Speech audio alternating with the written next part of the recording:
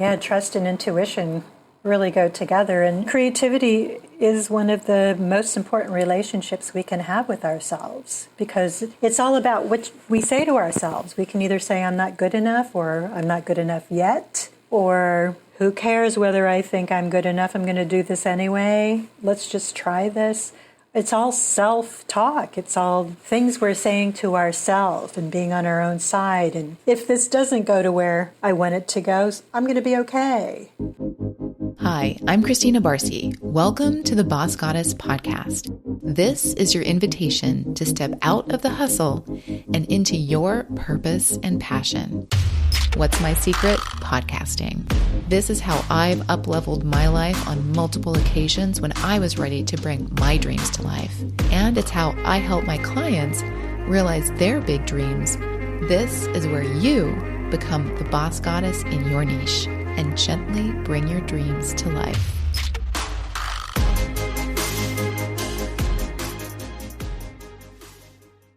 So I've realized that if you're wondering whether podcasting is right for you, you probably need to understand how it really works and why it's an amazing option for women who are heart-led and looking for a new way of doing business that is rooted in just being yourself and honoring all of your gifts, but still creates that foundation that you'll need to build your impact and income from.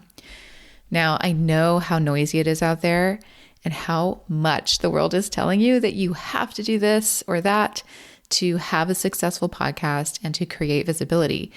But what if I told you that you don't have to be on video if you don't want to, and that you don't have to leverage social media constantly like Instagram to find your people, or that your pacing and bandwidth can be what determines how you create this process and create an impactful podcast, brand, and eventually a business? And what if building it this way is actually more sustainable and creates deeper engaged audiences who completely align with your message?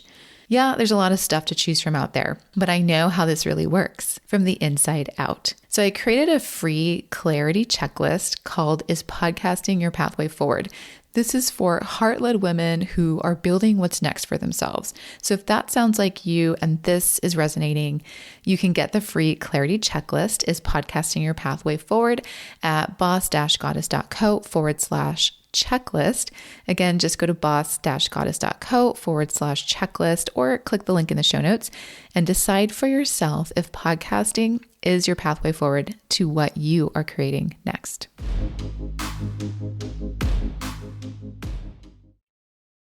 I'm here today with a return guest, the amazing Jill Badonsky. Welcome back, Jill. Thanks for having me again. Absolutely. One of my favorite people to talk to and be in your energy with. Aw, ditto. You can't see this if you're listening, but I have your books right behind me on the bookshelves back there. And I love to just creatively touch them and look at them. They're so fun. They're just really fun books. I needed to make them fun in order to get them written. It had to be a fun process. Yeah. That makes so much sense. Yeah. Yes. So I realized that I don't know a whole lot about how you got started in this journey that I know you from, which is Kaizen Muse Creativity Coaching. I'll give a formal intro in just a moment, or a more formal one than this, but I would love to talk about how all of that began for you, kind of a little bit about what you did before and how you ended up on this path. Is that okay with you? That is fine. Yeah. It's a long story, so I don't want to bore your listeners. I'll do the Reader's Digest version, but I started out in psychiatry working with adolescents with creativity and saw the power of creativity to help people through depression and attention deficit disorder and all sorts of behavior problems. I just fell in love with creativity, got my master's degree in education, and then I got lost. I started getting promotions and became a program director of child and adolescent units in private psychiatric hospitals. And so my creativity was going to a place that, in one sense, it was helping children and adolescents, but it was really helping these hospital systems, which were for profit. And after a while, just burnout on that, went back to being an occupational therapist, but then I started to conspire my escape from working for anybody else and started teaching the artist way and writing articles for women's newspapers on creativity. Everything was on creativity. And wanted to write a book, wanted to write my first book on creativity, and was procrastinating and overwhelmed and not thinking it was something I could do. So I got a life coach, and she blocked me. She blocked me.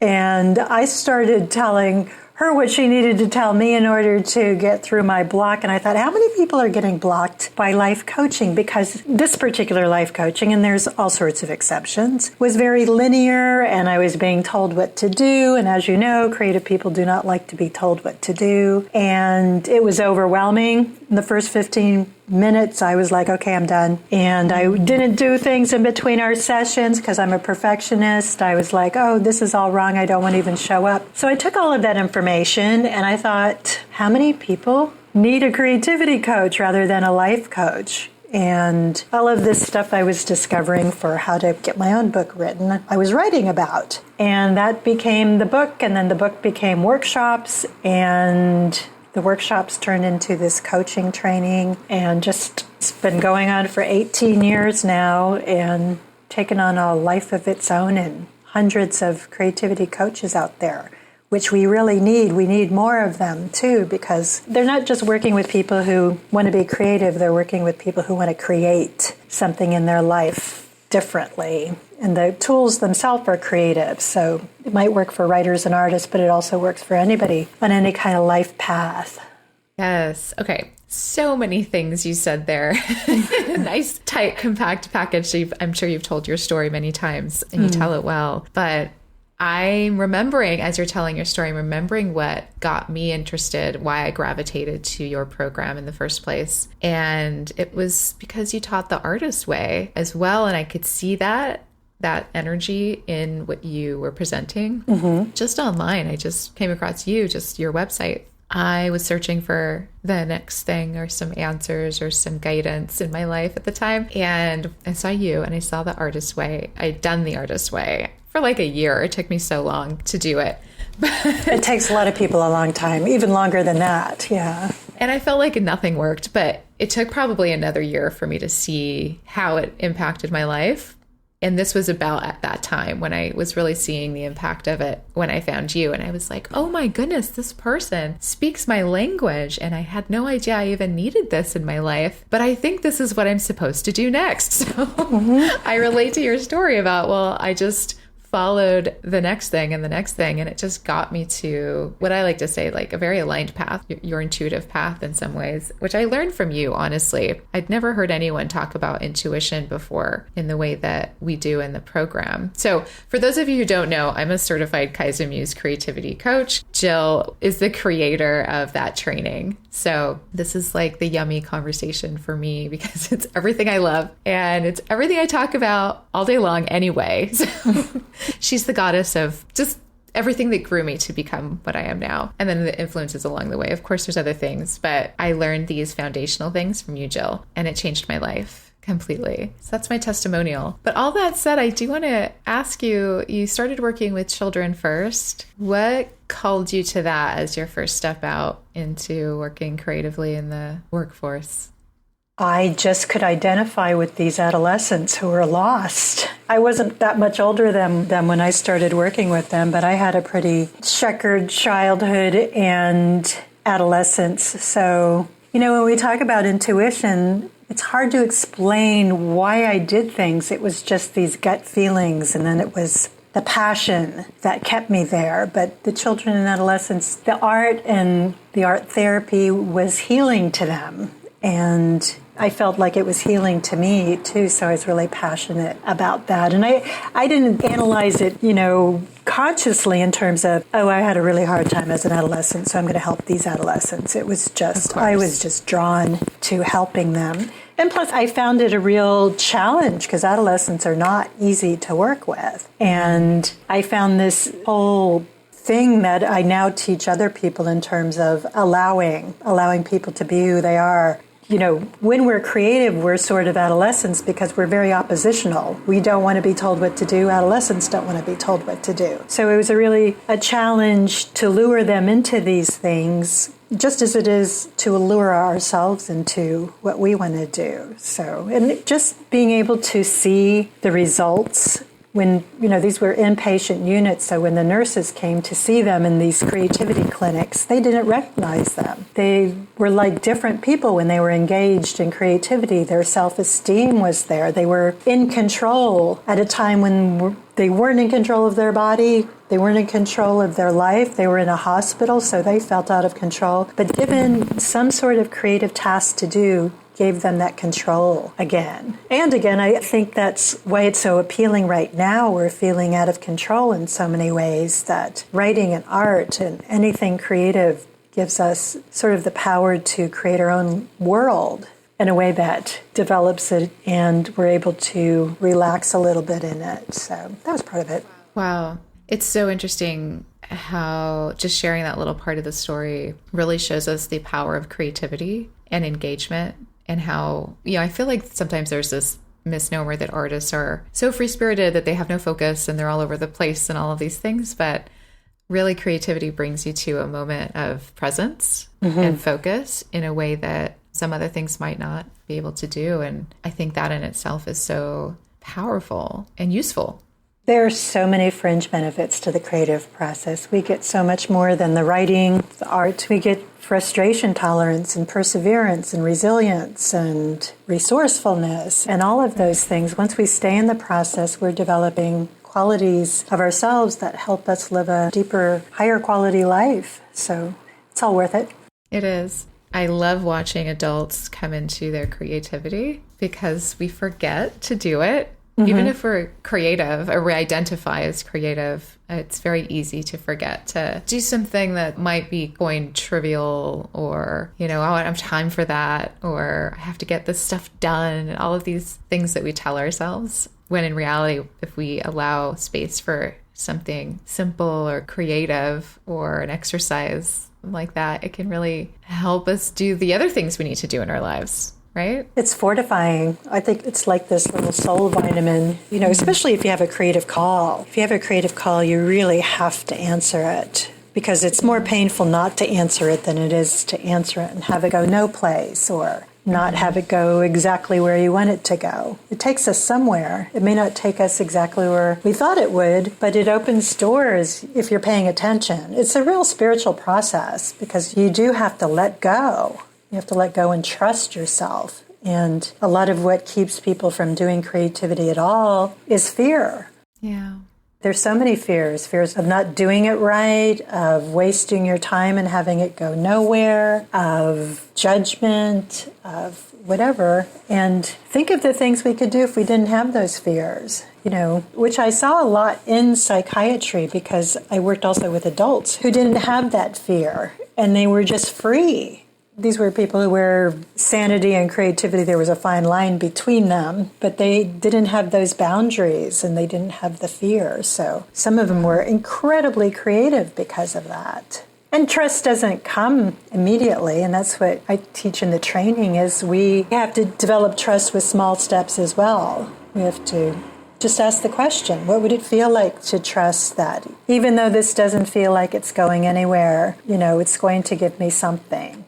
Yeah, the trust, I think, is at the crux of so much of our growth, or our lack of, if we're wanting to grow and we get stuck in not getting to our next thing. So much of it has to do with trusting ourselves, developing that relationship with ourselves. And I talk about intuition so often is because I think that's where that relationship begins to develop in a deep way. Yeah, trust and intuition really go together. And creativity is one of the most important relationships we can have with ourselves, because it's all about what we say to ourselves. We can either say, I'm not good enough, or I'm not good enough yet, or who cares whether I think I'm good enough, I'm going to do this anyway. Let's just try this. It's all self-talk. It's all things we're saying to ourselves and being on our own side. And if this doesn't go to where I want it to go, I'm going to be okay. And again, those kinds of conversations with the self not only serve creativity, they serve us in every single aspect of our life. Yeah, it really does. It's hard to separate that even. The feeling, what would it feel like? I love that question and then fill in the blank. I think that really does connect us spiritually too, because the way we feel is really our experience, how we want to experience life. And it also develops our intuition. Right. We don't even need an answer in the moment. Simply asking the question, what would make this easier? What would make this more fun? What's a step I could take with this book? What would this character say? What's something else I could paint? How can I do this differently? Just those questions, because the subconscious loves questions and it can't help but answer them. But when we ask, how come other people are doing things better than me? How come I can never finish a project? The subconscious also works on those. It doesn't give us the same benefits as if we create the question in a way that it serves us. The answer serves us. Yeah. There's a lot of self-kindness in that practice too.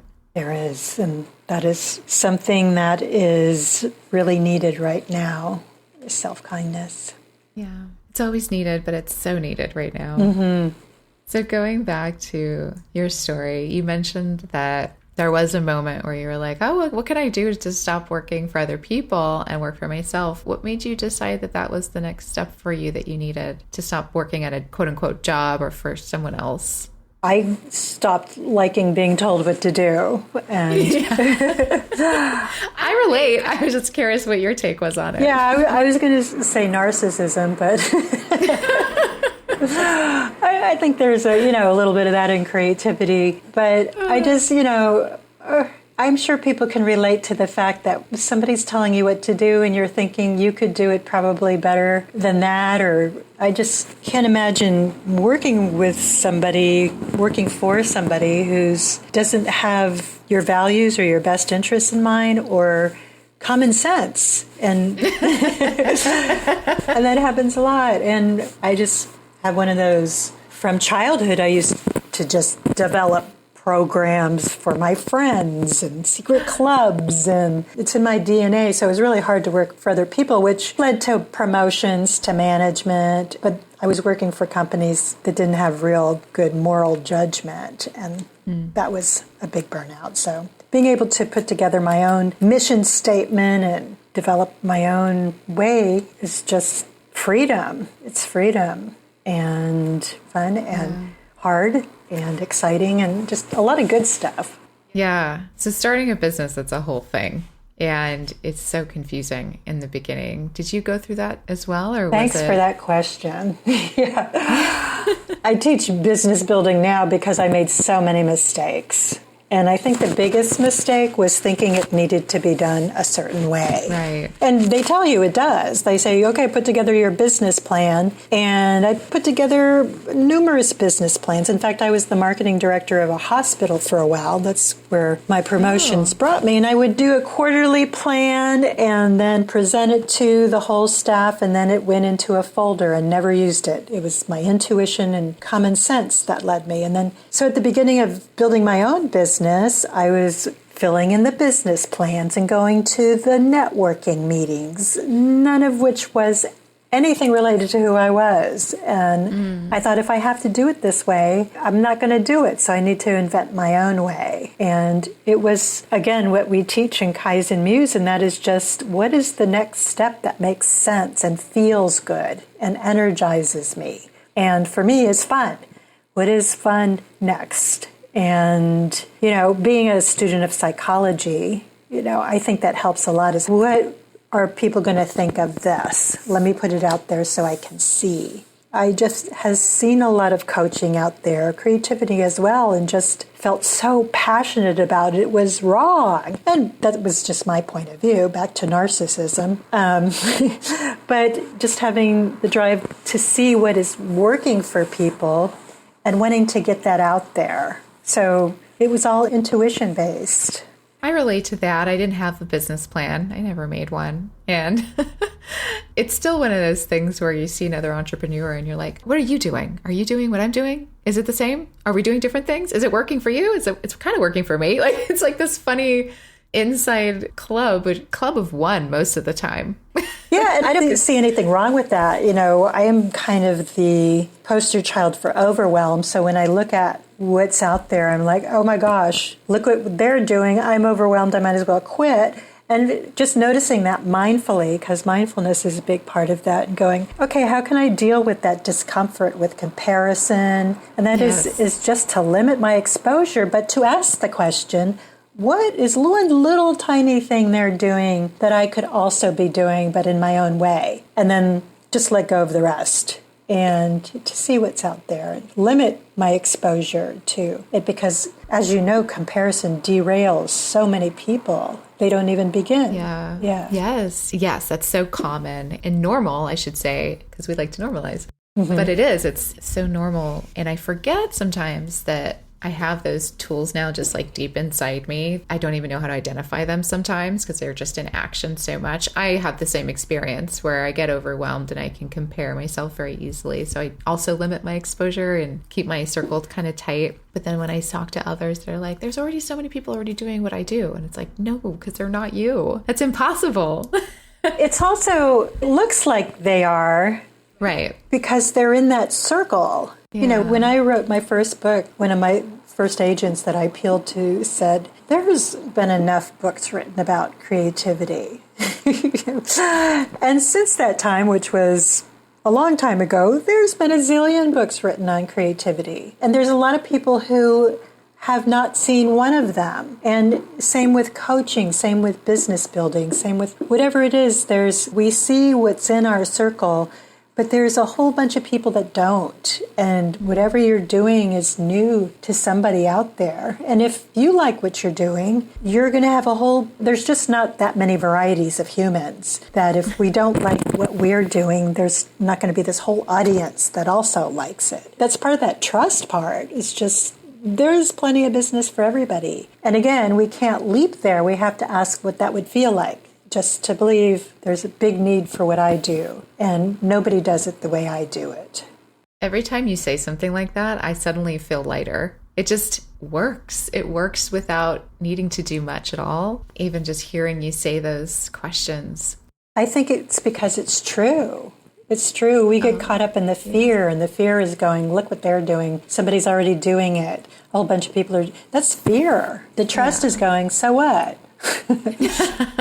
So if you like it, do it. Just have a good time with it. And I think that is one of my biggest keys is just whenever I stopped having a good time, I thought, okay, not having a good time, need to find how to have a good time because that's where the energy is going to be and people are going to gravitate toward people having a good time and believing in what they're doing. So that's so true. And it's another part of the energy that we easily sometimes don't trust. It's like, yes, if you just have a good time, people will show up or people will want to have a good time with you. And that is just an attractive energy that will attract. But there's all these I'm one of those people that grew up thinking if you don't work hard, then you don't get anything. Nothing happens for you. And if you have too much fun, then people think you don't care because you're not working hard. So that was a lot of untangling for me. Yeah. So when you take away the work-play dichotomy and your work is your play, then you are working hard, but it's fun. I feel like, I'm getting to the age some people retire, but I can't imagine retiring because I love what I do so much and will always want to do it. And I think it's that passion and enthusiasm and using your own creativity to dazzle people and to exceed people's expectations instead of just meeting them or barely meeting them, which I see a lot of people doing that too. Do you think that's a result of some form of burnout or leaning into something that just is fizzling for them? I think it's all sorts of things. I think they don't know how important it is to just go to a little extra effort. They're in a box. They're in a default box. I just have to do this. And then when you go, well, what if if you're working with a client, what if you texted them during the week and said, hi? That's like out of the box, but it makes your client feel better. And I feel better when my client feels better, and it's fun. And it makes a difference to them. just little things that make a difference, that feel good to everybody. Why not do that? I love that. Yeah.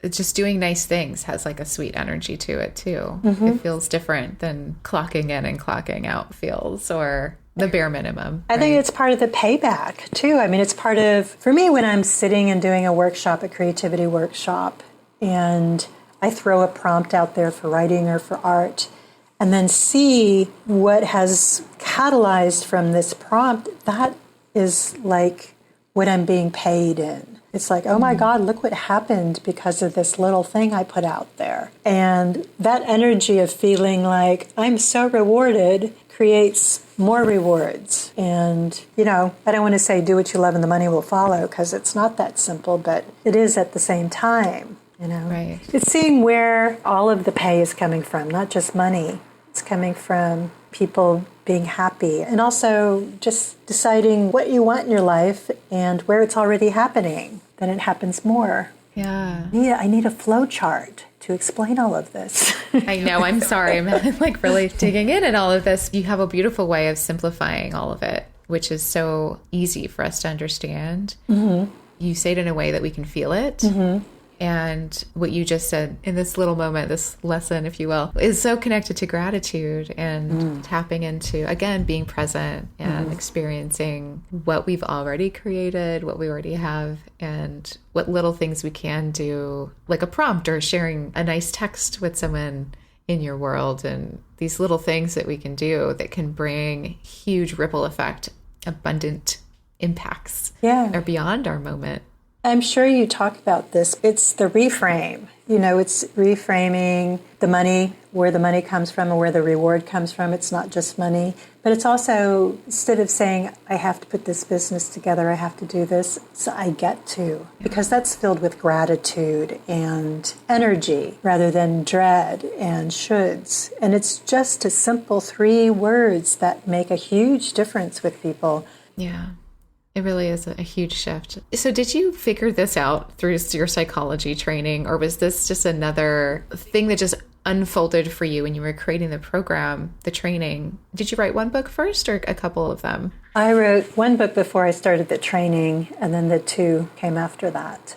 Right. So for your process of creating something like this, because it fascinates me because I like to create things and I like to create programs. I like to create spaces for people to experience themselves. And that's ultimately what you did. So was this something that just made sense to you, that you were like, obviously we need to understand that we can just reframe it? Or like you have all these beautiful techniques that are so simple and so useful in so many ways that I'd love to know about. I think it comes from being a highly sensitive person, and also being mindful and just feeling what it feels like to go, I should do this, I have to do this, and not liking that feeling. So asking, how can I reframe this so I like it better? And other than that, I don't know where it came from. It's just one of those things that just seemed to be there at the beginning. Yeah, it just naturally was part of, it feels like common sense when you talk about it, when you were building this. And I think that one fell under the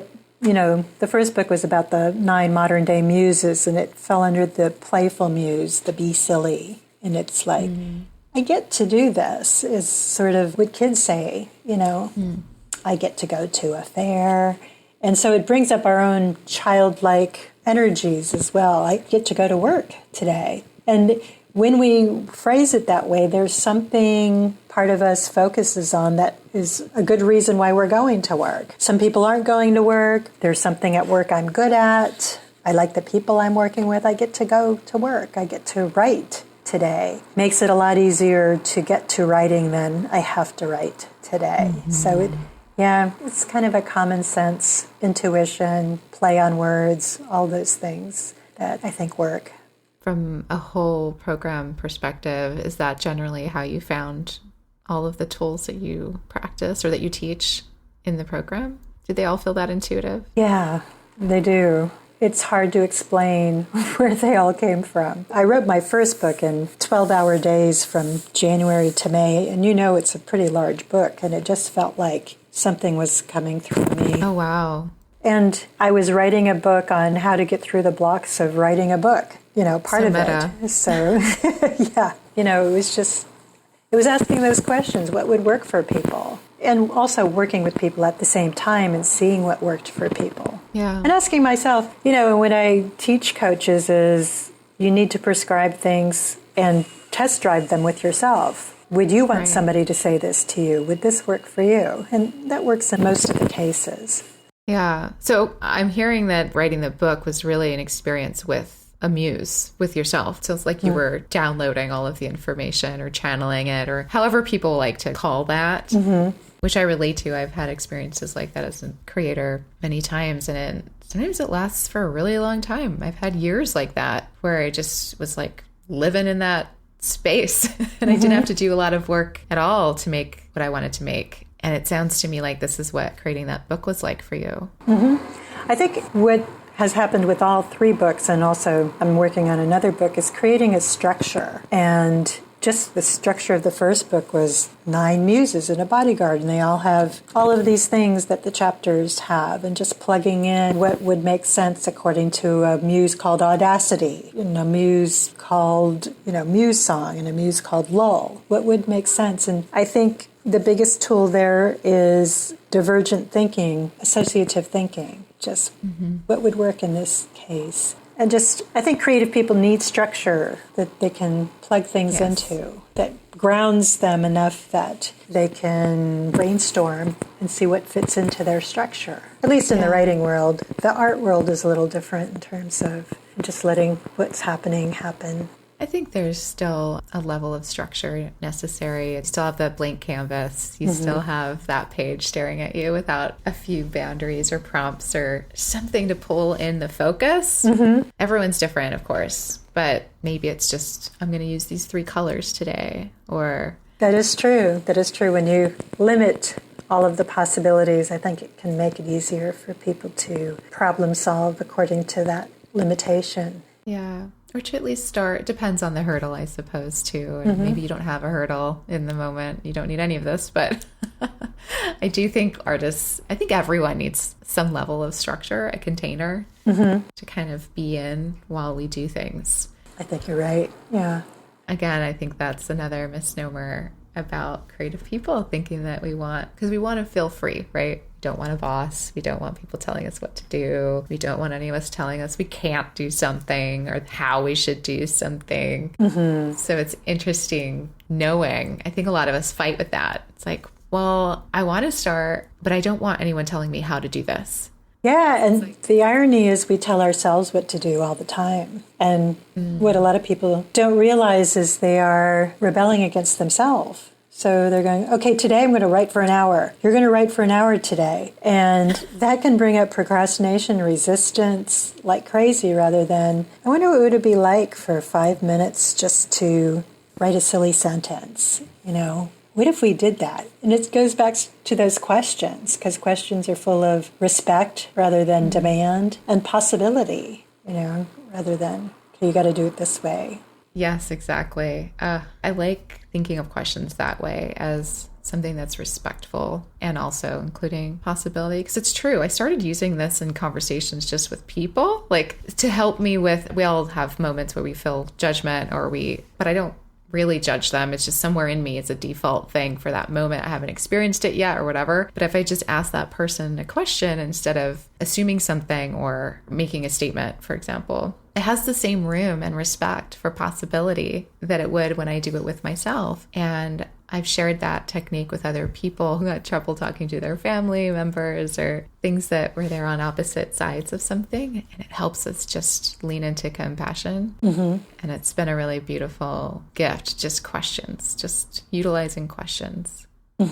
Yeah, they're powerful in the creative process. The creativity is a question. What am I going to create? True. What am I going to enjoy? So they're powerful. They're really underused. But when you get the power of them, I know for me, when I'm doing my podcast, because they're all little stories, it's starting with an idea and then asking questions about it and letting it brew. And I don't know if you read the book by John Cleese on creativity, but he talks about that. He talks about architects And the architects that seem to be more creative than the other ones are the ones that just take their time with it and ask themselves questions rather than making a decision and going with it. So it's all that percolation and letting the subconscious play around with it and trusting that that's going to happen with a little bit of time rather than, this is the way it needs to be done. Yeah, but what about these other ways? Opening it up to there's more than one way that this could be done, and one of the other ways might be more clever, creative, desirable.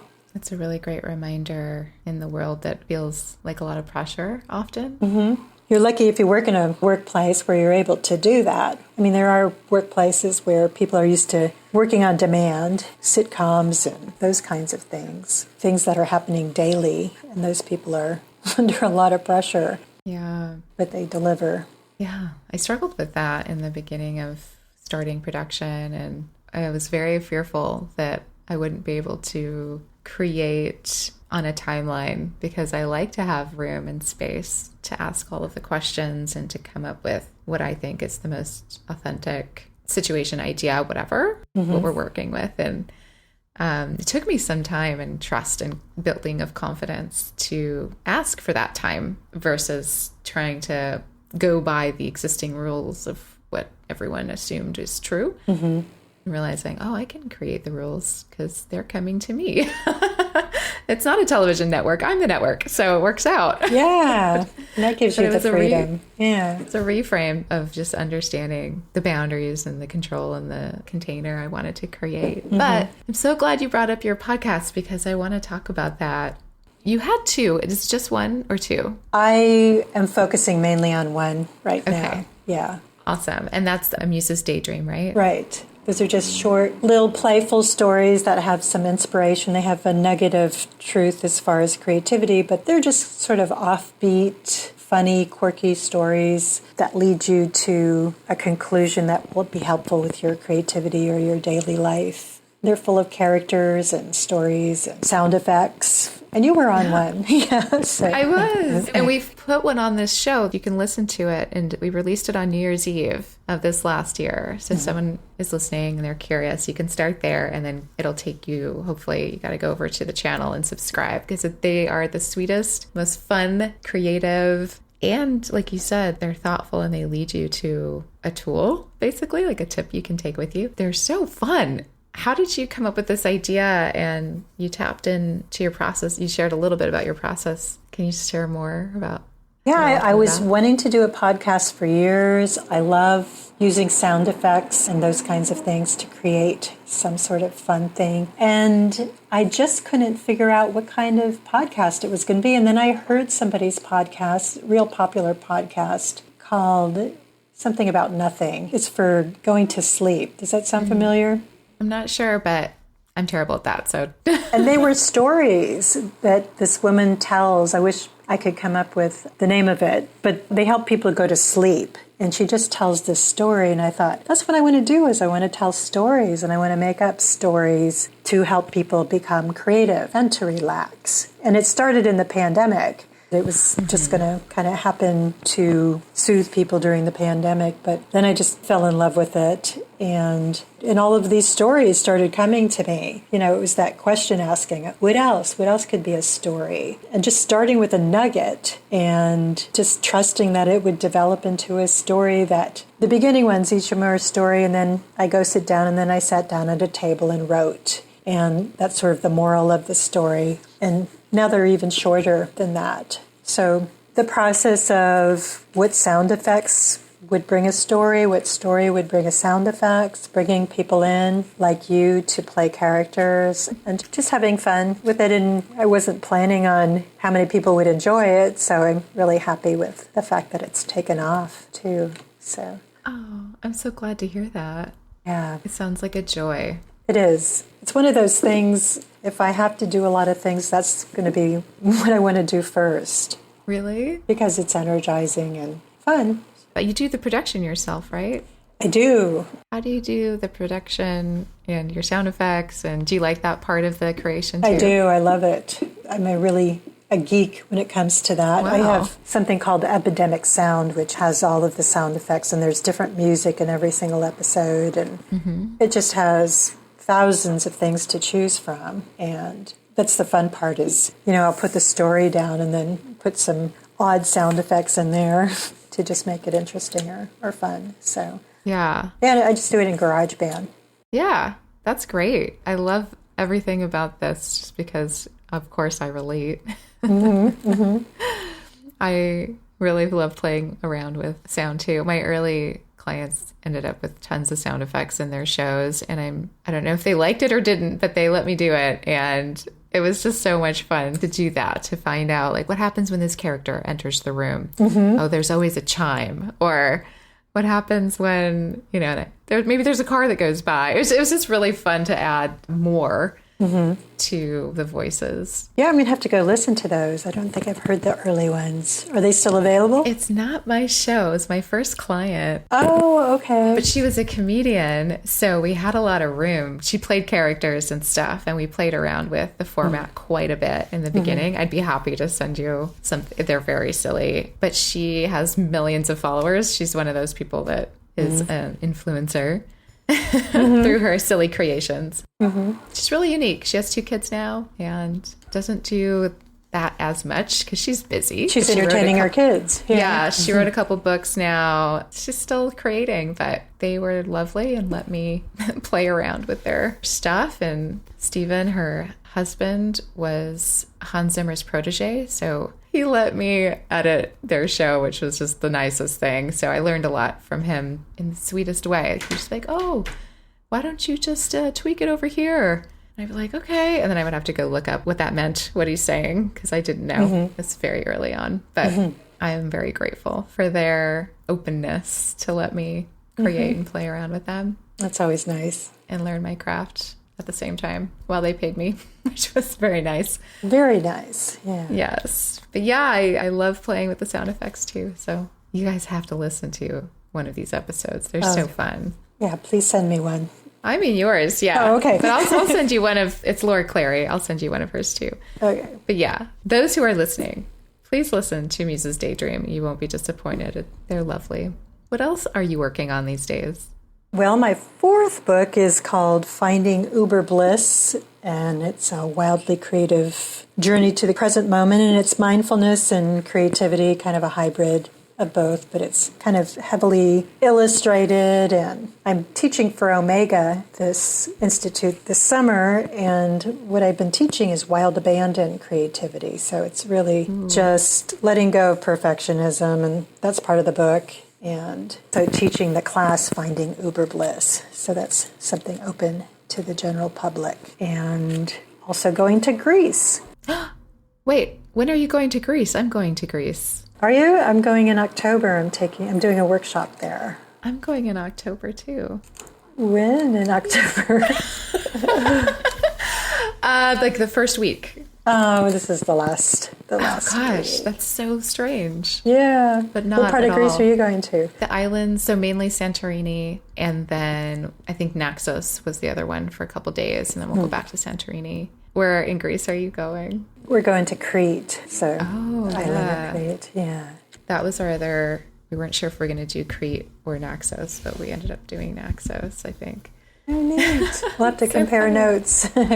Yeah, I've never been. Have you been before? No, it's the first time. And so you said you're doing a workshop there? Yeah, so I'm going to take people to do this art and writing in Crete. So it's part of a tour company, and I'm teaching classes, and then somebody else is giving tour, but we're going to be combining them, writing and doing art at the different exhibits and attractions. Oh my gosh, that's amazing. Yeah, where the muses first came from, so...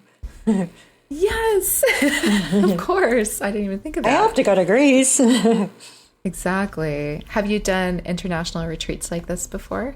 This will be the first international. I do one every winter now in Taos, New Mexico. Right. Yeah. Oh, that's exciting. Mm-hmm. How are you feeling about it? I am excited. I'm really excited about it. I think it's going to be a nice combination of creativity and sightseeing. Yeah, I love that. So you're writing a new book. Is it connected to the class you'll be teaching at Omega? Mm-hmm. Yeah, part of it, because there's a wild abandon part of that. So those are connected. Okay. I need that. That sounds good. Wow. Okay. So we talked about a lot of things and we kind of went on a bit of a journey. If there was one thing that you want people to understand from our conversation or have one takeaway, what would you want that to be? Trust, and to develop trust by asking questions. What would it feel like to just trust myself and to take some risks and to start things? Because I think once people get started, then that's where their intuition takes them on a journey. But it can be really hard to start. So starting small, starting with 30 seconds, small and crappy, gets people into the process, and then the process can take you all different places. Some of them are grand. It's the old, I do art so I don't die of reality kind of thing. I haven't heard that one. It's supposedly Nietzsche said something like that, but it's a paraphrase. That's beautiful. Thanks. Thanks for the great questions, too. Yeah, those were intuitive as well. Oh, good. How can we connect with you? How can we find you? Well, you can go to my website, which is themusesin.com. You can Google Jill Badonsky. It will take you to all of the important places. And Facebook, I do creative prompts every day. They're really good. I love those. It's the only thing that catches my eye these days on Facebook. It's like a little workout. It's a little creative calisthenics. And I'm on Instagram too. Perfect. I'll put that stuff in the show notes. I'll put a link to the Muses Daydream in the show notes. But of course, you can just tune in here. There's one that we shared as well. And thank you so much for joining me once again. I love talking with you and talking about all of this creative stuff. It's my pleasure. Thanks for having me. Thank you so much for listening to the Boss Goddess podcast. One way you can take a next step is to get my free clarity checklist called Is Podcasting Your Pathway Forward? You can download it right away at boss-goddess.co/checklist. That's boss-goddess.co/checklist. And I'll see you on the inside. Till next time.